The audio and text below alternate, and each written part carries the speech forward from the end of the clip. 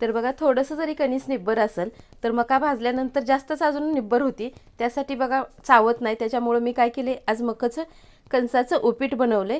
तर तुम्हालाही कसं वाटतंय बघा आणि कमेंट करून मला नक्कीच सांगा. नमस्कार, मी प्रमिला झांबरे. तर आज मी मकापासून पदार्थ बनवणार आहे. तर आज आता ही मका तर आपण कणसासारखं भाजून खातो, शिजवून खातो. तर ज्यांना चावत नाही त्यांच्यासाठी आजचा हा व्हिडिओ आहे. तर इथं मकाची कणसं मी काल गावाकडे गेले होते, तर ही अशी कणसं आणली ती. त्याची एक 4-5 कणसं मी सोलून घेतलेली ती. जास्त कवळीही नाही ती, जास्त निब्बर पण नाही ती. तर आपल्याला अगोदर ही कणीस किसून घ्यायचं आहे. त्यासाठी इथे एक ताट घेतलेलं आहे, एक किसणी घेतली आहे.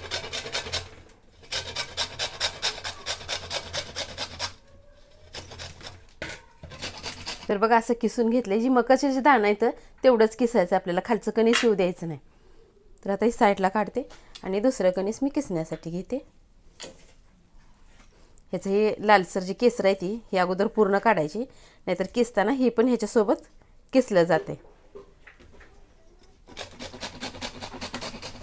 तर बघा असं किसलेलं आहे. तर इथं मी 2-3 मकाची कणसं किसून घेतलेली आहे. ते आपण आता ह्याचं उपीट किंवा ही करूया. जसं आपण मका भाजतो तसंच आता ही किसलेलं कणीस आपल्याला छान असं भाजून घ्यायचं आहे. तर मी गॅसवर कढई ठेवली आहे. कढईमध्ये थोडंसं तेल ओतून घेतलेलं आहे. तर मी गॅसवर कढई ठेवली आहे, त्यात थोडंसं तेल ओतून घेतलं आहे. मी लसूण घेतलेलं आहे. तर लसणानं चव छान लागते म्हणून मी लसूण घेतलेलं आहे. कधी बी मका भाजताना मी लसूण वापरतेच.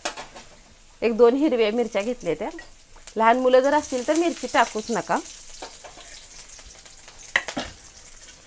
उगं थोडीशी हळद टाकली. लसूण छान असा भाजलेला आहे तेलामध्ये.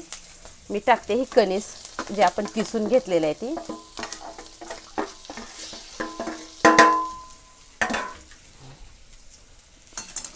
तर आपल्याला हे तेलावर छान असं ही भाजून घ्यायचं आहे. त्यात आपल्याला पाणीही काय ओतायचं नाही. असंच एक 5 मिनिट जसं आपण मका भाजतो त्याचप्रमाणे ही पण भाजून घ्यायचं आहे. तर भाजून घेतलेलं आहे मी. थोडंसं मीठ टाकते चवीनुसार.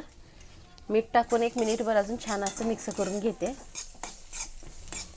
छान असं सगळीकडनं भाजले गेलेले आहे मका ही.